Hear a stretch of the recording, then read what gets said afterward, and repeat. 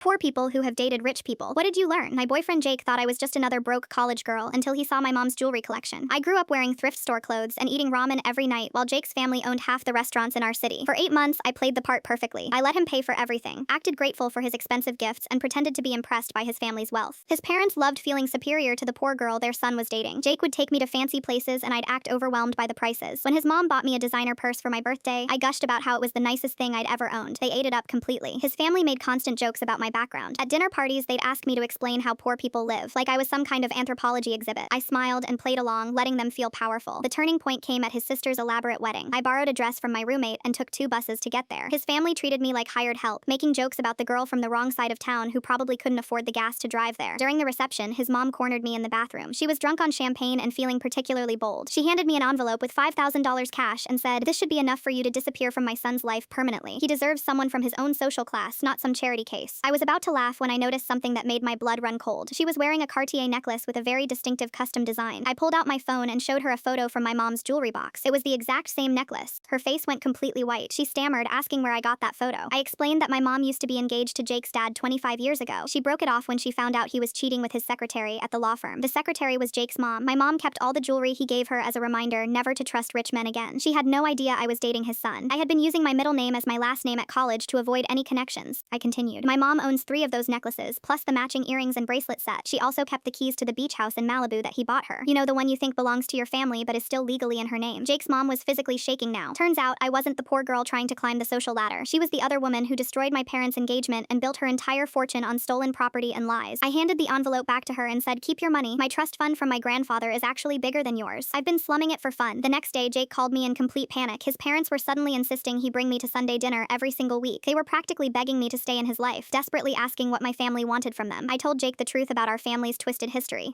He was absolutely shocked but said it didn't matter to him. He had no idea about his father's scandalous past or how his family's wealth was really built. 2 weeks later, Jake's dad showed up at my apartment completely alone. He was sweating and begged me not to tell anyone about the affair or the stolen property. He offered to transfer ownership of the beach house back to my mom immediately and pay for our entire wedding. I called my mom and put him on speakerphone. She listened to his pathetic apology and just started laughing. She said, "I've been waiting 25 years for this exact moment. The house was always legally mine anyway. I just wanted to see how long you'd keep living this elaborate lie." Last month, we had our engagement party at that same beach house. Jake's parents served us dinner like hired staff while my mom wore every single piece of jewelry his dad had ever given her during their relationship. Jake proposed with his grandmother's ring, the only honest money in his family. His parents watched in horror as I said yes. Sometimes the tables turn in the most beautiful and satisfying ways possible.